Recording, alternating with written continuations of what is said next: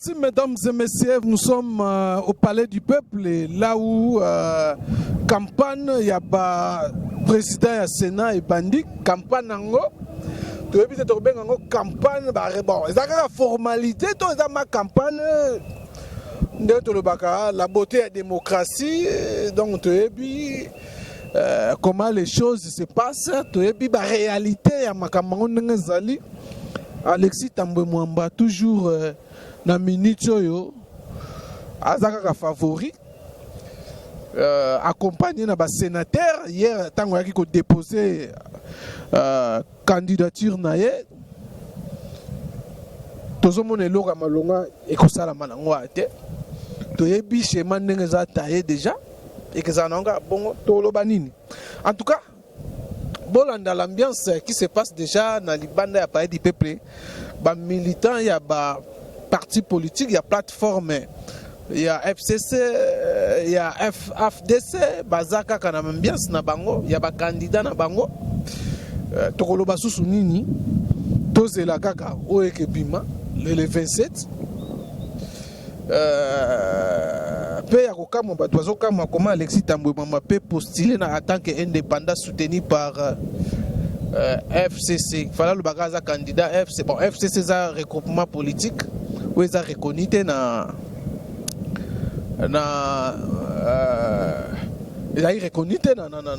loi ya mboka, na loi électorale, et voilà ça indépendant soutenu par FCC.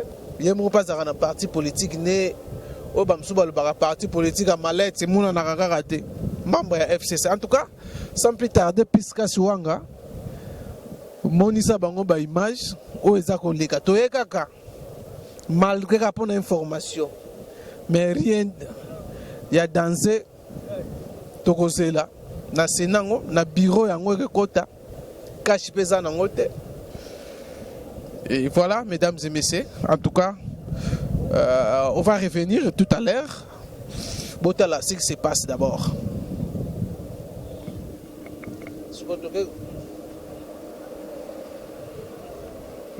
Quatre ans et par conséquent conseiller juridique gouvernement. Chambre haute, la dimension qu'il mérite au sein des institutions de la République.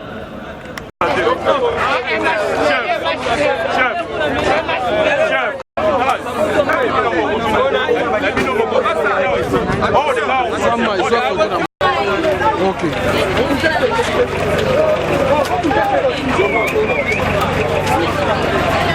c'est bon.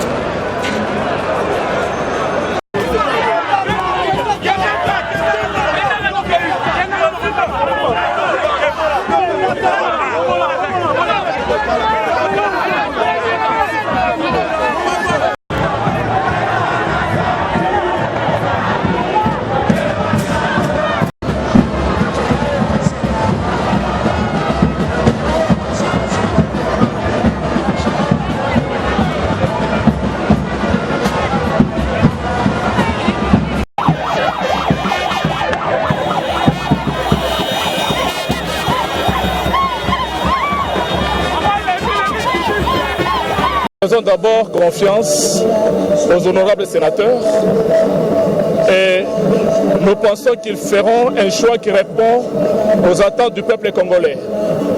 D'abord, il faut présenter la personne de Bahati Lukwebo. Aujourd'hui dans la salle, tout le monde a suivi son exposé et c'est le meilleur exposé de ce jour. C'est l'exposé qui prend tous les contours, que ce soit sur le plan national, que ce soit sur le plan international. Et notre autorité morale, Modeste Bahati Lukwebo, d'abord c'est un homme humble de nature. Il a toujours été proche de la population. Et c'est quelqu'un qui a une forte expérience par rapport à la gestion de la chose publique dans ce pays. Donc il n'est pas le moindre et surtout c'est quelqu'un qui a un poids politique considérable. Et nous faisons confiance aux honorables sénateurs et nous pensons qu'ils feront le choix du peuple congolais. Comment évoquez-vous le concept de force politique pendant que Bahati Lukwebo est parti avec moins de 10 sénateurs? Non, ne vous en faites pas. Les sénateurs, ce sont des hommes sages, des hautes personnalités de ce pays. Ils ne feront que ce qui est de l'attente du peuple congolais. Ils vont répondre aux attentes de la population congolaise. Vous-même, vous remarquez comment la population s'est déplacée jusqu'au palais du peuple. Ça n'arrive pas tous les jours. Aujourd'hui, c'est une exception. Et c'est ce qui nous rassure que les sénateurs tels qu'ils sont là, ils ne feront que le choix du peuple congolais parce que le peuple veut que Bahati soit là, l'homme du changement. Pourquoi Bahati est l'homme du changement? Parce qu'il a travaillé dans différents gouvernements avec Kabila qui n'a rien apporté à la population. Non, ça peut-être vous ne connaissez pas encore l'histoire. Je ne saurais pas donner tous les détails possibles. Demandez quand il était ministre permettez pas seulement de l'économie. Je voulais parler ici du travail et de la prévoyance sociale. Demandez à l'UNSS, demandez l'INPP d'ailleurs, vous-même vous êtes en train de voir. Ça, c'est pendant qu'il était là, il y a eu pas mal d'innovations et aujourd'hui l'INSS a des réserves. Tout ça, c'est grâce à Bahati Lukwebo. C'est pourquoi nous disons que c'est un homme du changement. Il est aussi frappé dans l'escroquerie. Non, pas du tout. Ça, ce sont des montages. C'est pourquoi lui-même, quand il a parlé, il disait que bénissez ceux qui vous maudissent, aimez ceux qui vous haïssent. Il a dit ça. Il s'est référé à l'épître de Matthieu. C'est un chrétien, un homme bien. Bahati Lukwebo, c'est l'homme du peuple. Il a toujours été proche de la population congolaise. Avez-vous un mot à lancer aux électeurs? Oui, ce que nous pouvons demander aux honorables sénateurs, faites un vote utile s'il vous plaît. Nous vous en supplions, nous vous prions, chers honorables sénateurs. Le pays a besoin du changement. Et aujourd'hui, le monde entier a les yeux braqués sur notre Sénat. Il doit faire l'excellence, il doit faire un choix d'excellence. C'est tout ce que nous pouvons leur demander. Un choix qui répond aux attentes du peuple congolais et ils vont sauvegarder la crédibilité de notre Sénat et de toutes les institutions de notre pays. Bonjour, Maître Constant. Bonjour, Ndegonaï. Oui, alors, le on a parlé du peuple. Le les a débit à donc dans la carte campagne il y a bureau à Sénat mais habité samedi déjà le 27 élections ali. Non mais toi constant na idéologie to créa FCC et mon candidat biso aza Kabila to désigner qui ticket parce que tu es majoritaire na Sénat. Sous d'autres cieux en principe, et à l'IGARA FCC ne fallait aligner les candidats. Parce que yo êtes un sénateur, n'est pas porté candidat na Sénat. Et ça, on dirait un non sénateur, Molingo Zala, président du Sénat. Est-ce que c'est normal? Non, mais il y a corruption. Oh, tous au combattre. Ils sont tous combattre corruption. Yo bino FCC bozo banga corruption. Candidat na bino risque abimate. Biso to combattra corruption. Na imagine nyango candidat mususu en dehors ya FCC a koleka. Ya na imagine. Bozo banga Bahati te. Tike Bahati. Non mais honorable Bahati que je respecte beaucoup, aza vieux nanga. Hein? Mais abeta qu'il faut. Vieux abeta qu'il faut. Non, tobangela nini aza ba sénateur. Oui, aza na ceux qui est belé, aza 5 sénateurs. Il faut être réaliste. parce que like 13 bamsusu ba préféré ko soutenir pour voter Alexis Tambwe Mwamba. Mais Bahati yemoko aza convaincu que a voter a remis voter te. Wana bozana ko mbozana ko bangati. Voilà, il a voté Alexis Tambwe Mwamba. C'est vrai. Hein, pour naza convaincu que at kozala ye azobundande à côté gouvernement. Donc tokokinde ko aider hein, à côté gouvernement mais place n'est Azara tantôt mozoba azana binote tantôt c'est comme ça ça bisote na lobi soka lingi ko senga nenga tikalaka ko senga a ko senga biso to kotala sur les sengeli to pesa ende poste na gouvernement. Maintenant si au contraire soit ça les contraires les contraires est impossible. Mendenge nini na magie nini batia kozo. Les contraires ya Sankuru. Oh papa Sankuru ezali ka moko sui generis. Sankuru eza ba problème conflit ezaki entre PPRD na CCU. Hein, ils ont même pas occupé. Il y a Sankuru alika mususu. Oh, ezali question de vie ou de mort. Non, c'était pas une surprise. Voilà qui était Mukuma Diagolegana Sankuru. Voilà, alors maître Console na monio lelo na profiter na poser question et ça là donc na réseaux sociaux yo kaka na monio na tenio ze poser problème maître Constant yo to moni maître Constant ba balobi maître Constant sala milice na yo. Ah bon? Yo tengo ça va ndeko bazolanda yo partout dans le monde. Que autres hommes ont milice avec les éléments de bataille nini ils ont préparé. Oh, la milice on bazab. Yo moni bon.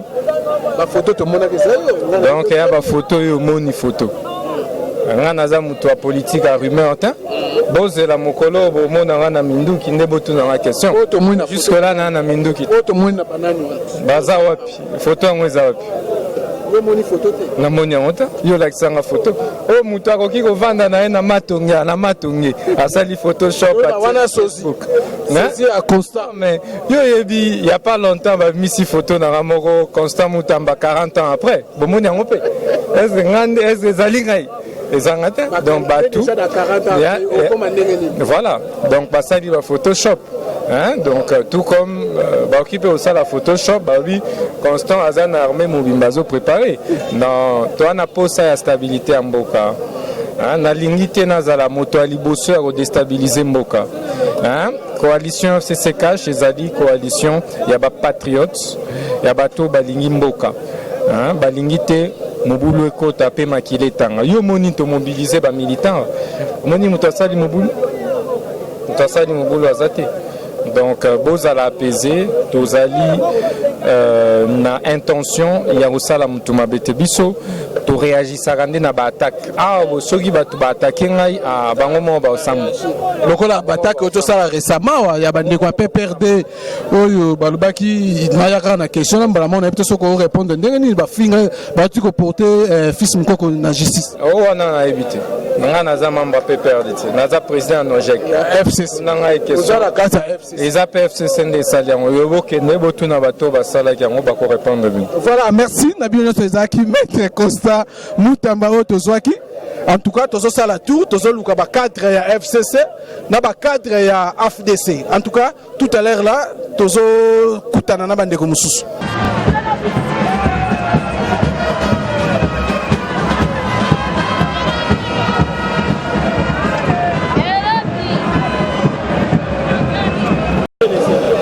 Je vous dis, Sénat est un temple à sagesse.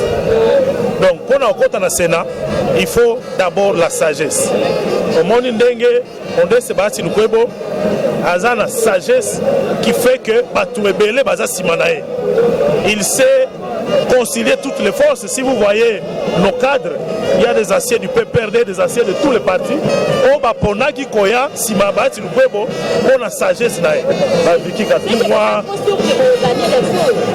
Bien, pourquoi pas? Parce que nous savons que les sénateurs, ils sont sages. Ils savent qu'on les attend la sagesse. On dit que le Sénat et ça que l'Assemblée nationale s'est adoptée, mais comme à la niveau Sénat, non, non, sagesse, il ne faut pas révision constitutionnelle parce que qu'on pèse à mon boulot et sa volonté à peuple. Donc, na tête de Sénat, il faut que tu aies une sagesse, une dynamique, une maïele, alors, on dirait pas dessus le point que parce que ce total dit, on commence pour le Congo, à la majoritaire dans le Sénat. Mais puis non, on a une assurance non, on a une assurance qui on dirait pas dessus le point que ce total dit. Eza likambo dessous de carte, eza likambo ya sagesse ya ba sénateur.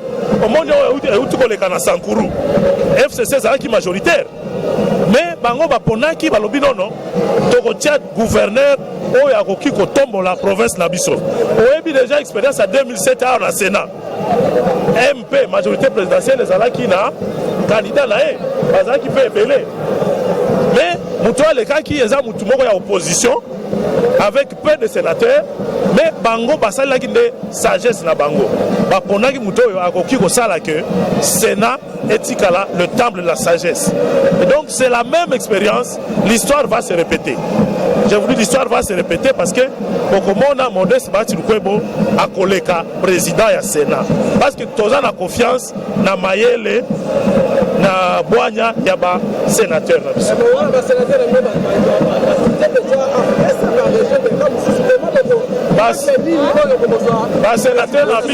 y a 7 sénateurs, il n'y a pas maintenant 44 députés. Voilà ça, ma manipulation à FCC. Il nous pose le résultat final. Donc, on a comme président du Sénat, Eza Modeste Bahati Lukwebo. On est besoin appuyé par Félix Tshisekedi, chef de l'État. Biso, tous on a besoin d'un sénateur. Bango ne va voter. Bakamba ba mot d'ordre simba ka susute. Sinon il gagne simba na Sanguru. Il gagne simba na élection présidentielle. Banga mo politique ya FDCD. Comment pour le Congo, babenga machine à broyer. Machine à broyer et puis on rappelle panne. Oui, mais tous on a tout le monde qui a déboulonné. Tant mususu ba boulot ba si balongoli na FCC wana yango bozokanga mana ebo pesa e poids politique ba boulot wana kokomona bokabola bango na front commun pour le Congo biso toza na besoin kabola motote tolingi kaka tozwa ba député na bino tozoinga bosangana na cash po bokabola ina biso tokolingo na front commun pour le Congo. AFDC est allié à Za Claire à lobby yé à Za côté à cash te à Za côté à FCC te a créé regroupement na yé autonome akoki koluso.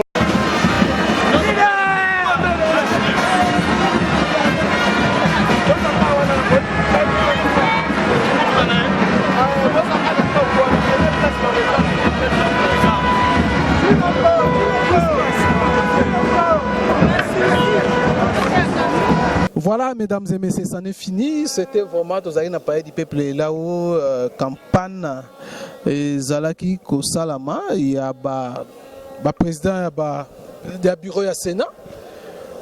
Bolandi, FCC, les pros Alexis Tambwe Mwamba, Bolandi FDCA, Oya Bati, comment réagir le lobby par rapport à la réalité dans les deux côtés, la position. Commentaire ni to sala. Merci na Fiska Swanga Oyaza derrière la caméra. Merci na Bionion Soboza qui libakuya kolanda biso. Medar na Lubumbashi kuna Roger Luma Molobia Félix Tshisekedi. Voilà.